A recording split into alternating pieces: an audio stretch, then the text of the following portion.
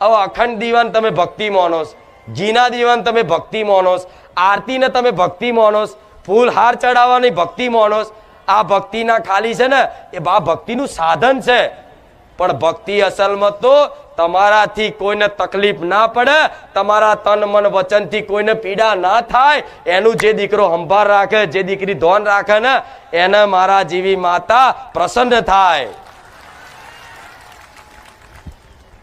હવે ડગલે ને પગલે આવા ખોટા કર્મો થતા હોય પછી કે માડી હું તારા આટલા રવિવાર ભરું છું, તો શીખ્યો તું શું? હું આટલી બધી બોલી, આટલા બધા પ્રવચન આલ્યા, આટલું બધું સમજાયું, તો એમાંથી તું શીખ્યો શું?